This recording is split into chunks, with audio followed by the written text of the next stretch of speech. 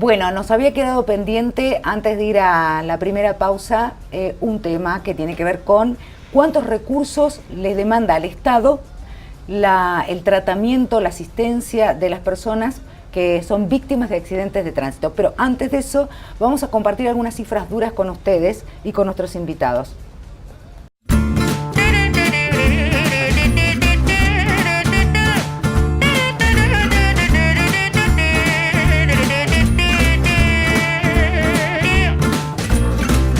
Donnez-moi une suite au Ritz, je n'en veux pas. Des bijoux de chez Chanel, je n'en veux pas. Donnez-moi une limousine, j'en ferai quoi?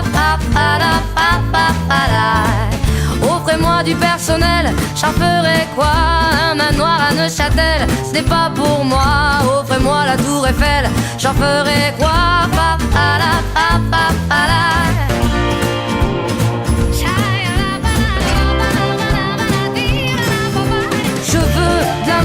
De la joie, de la bonne humeur, ce n'est pas votre argent.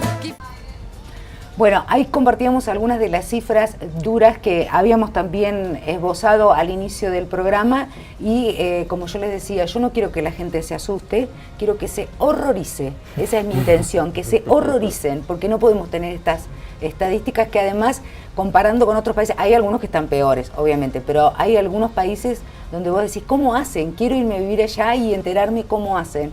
¿Cuánto le demanda al Estado atender las víctimas de accidentes de tránsito? ¿Tienen alguna idea de cifra? Puedo hablar por ahí un poco los números que uno puede manejar internamente en lo que es el manejo hospitalario, sacando la proyección de días de internación.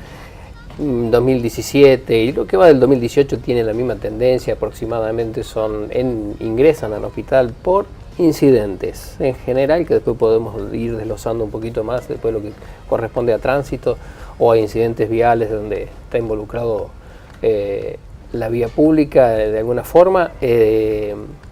Más o menos tenemos alrededor de 3.500 accidentes en el año, ¿no? De esos aproximadamente el 70, entre el 65 y el 70% están relacionados a accidentes de tránsito, ¿no? Es decir, ¿a qué me refiero a accidentes de tránsito? Es un poco la introducción de Bruno Miño, decía, no, es decir, no es el choque, el roce, la caída de bicicleta, el derrapar con la moto, los perros, digamos, un montón de cosas que intervienen en la accidentología puntualmente. En ese 70% aproximadamente un 30% son chicos menores de 15 años. Entonces uno comienza a manejar y si uno saca una cuenta muy simple, sí, sin contar días de internación, de esos 3.500 hace un promedio de un día de internación por los 3.500 días de internación, en habitación común más o menos entre 2.500 y 3.000 pesos, saquemos cuenta, ayúdenme, pero estamos alrededor de 30 millones de pesos aproximadamente. Sí, y no hablaste de terapia intensiva, estás hablando de habitación común. Nada más, ¿no? Un promedio en general.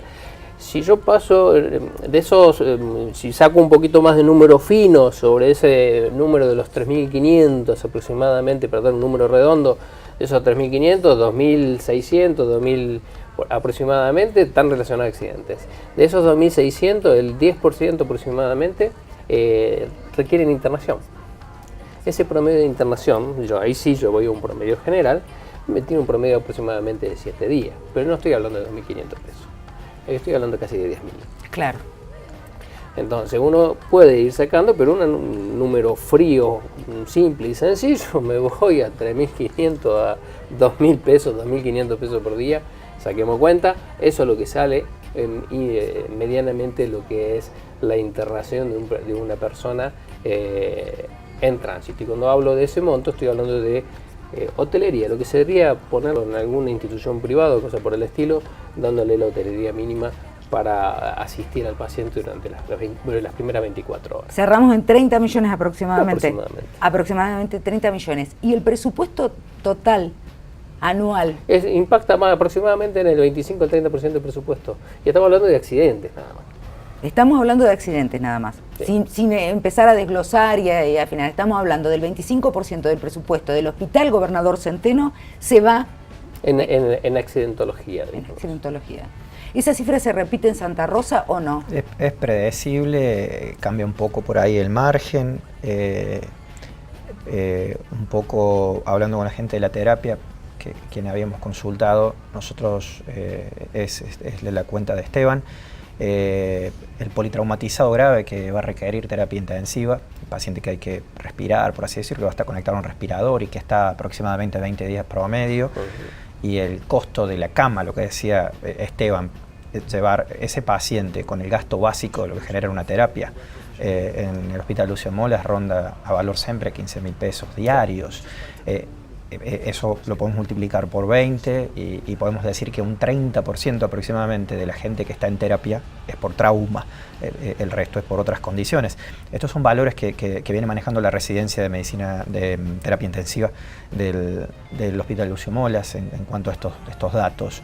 Muchas veces esos pacientes hay que sacarlos de la provincia porque se saturaron las camas de terapia, porque son interprovinciales, entonces es ese manejo inicial y luego hay que remitirlos a su lugar de origen una vez que estén estabilizados en condiciones de hacerlo, que ahí hay que agregar también muchas veces, a veces lo cubre la obra social, la ART, o a veces lo tiene que asumir el propio Estado pampeano.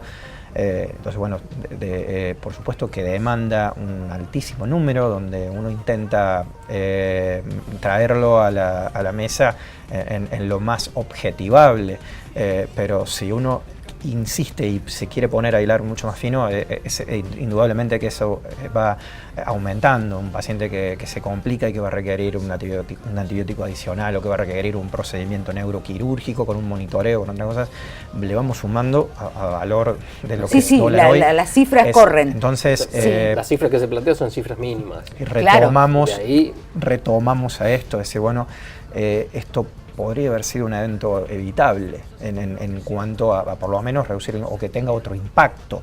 Muchas veces ocurren situaciones que por más que tomemos los recaudos puede llegar a pasarte. Pero tenemos todo un perfil de quiénes son quienes se siniestran en nuestra provincia. Así que vamos a hablar quizás en las rutas provinciales, suele ser nuestros pobladores, a veces relacionado con el regreso de los lugares de esparcimiento. Los últimos casos fatales han tenido que ver con eso, a veces con algunos distractores, como el uso del teléfono celular, como la presencia de maquinarias agrícolas que entorpecen con las condiciones climáticas. Hay un montón de situaciones que pueden influir. Y si nos vamos a la ruta del desierto, el denominador es el cansancio, el volanteo, el vuelco. Sí. Entonces, hay algunos estereotipos como para pensar en dónde por ahí podríamos esforzar en dirigir en nuestras acciones, pero... La ruta del desierto está bien señalizada en cuanto a cartelería que indica no se duerma, descanse, pare. Están muy bien ubicados todos los vehículos que han, o sea, como para golpear la conciencia y decir, mirá lo que pasó. Eso, digamos, sé que es insuficiente, pero hay un esfuerzo. Uno ve que hay un esfuerzo por decir, mirá lo que pasó. Sí. Concretamente en la ruta del desierto, en temporada de mayor circulación, como son las vacaciones de invierno y de verano, sí, son 4 meses en total, se montan dispositivos adicionales, porque tenés 300 kilómetros desde Hacha hasta 25 de mayo, donde tenés Chacha y La Reforma, hay como puntos intermedios y los recursos en esos lugares agrestes, con malas comunicaciones, son complejos. Entonces, bueno, ahí hay todo un esfuerzo para por lo menos disponer equipos para respuesta. Por supuesto que el trabajo con el usuario del transporte es mucho más complejo, porque intentar que tomen medidas en cuanto a evitar el uso de distractores, utilizar con el cinturón de seguridad, el tratar de tener los descansos periódicos, en eso, bueno, uno supone que no hay usuario que no sepa de qué se trata. Ahí está el punto, Juan. Está en la conducta, ¿no? Es que, dígame de todo lo que hemos hablado hasta acá, ¿quién puede no saber? ¿Quién puede no saber que si usas el celular te está... ¿Quién puede? El riesgo. Si me subo a una moto a comprar el pan en la esquina, el riesgo, voy sin casco y el riesgo de que se me cruce un perro, haga una arenita y patine la moto y me caiga y pégale la cabeza contra un cordón. O sea, el riesgo que uno siempre se expone al conducir un vehículo es importante. Muchas veces la confianza... que se la sabe a toda y todo lo demás influye en que uno termina cometiendo el error más sonso y causando una tragedia personal, familiar y social, porque, Sí, social. porque es realmente una tragedia social.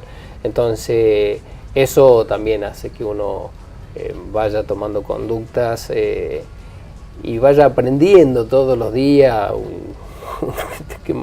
que anda mucho en la ruta viajando, y si uno analiza los horrores de conducción que personalmente hemos cometido, es decir, bueno, hubo alguien que me protegió en ese momento. Sí, ¿no? Yo lo dije, me hago cargo porque alguna vez viste que de ojito. Del celular, de ir cansado y dijo, voy a llegar, y pego la cabeceada y termino mordiendo la barquina. Digamos, esas cosas que por ahí pasó, simplemente mordí la banquina porque me cabeceé. Pudo haber pasado que en vez de morder la banquina me abrí, vino un camión y no contaste, no contaste el cuento. ¿Sabes qué quiero que me cuenten cuando volvamos de la pausa? De la gente que sufre un accidente de tránsito y debe ser hospitalizada. ¿Cuánta gente sale caminando y sin secuelas? ¿Y cuánta no? Porque quiero que los asustemos, de verdad. Ya volvemos, quédense ahí.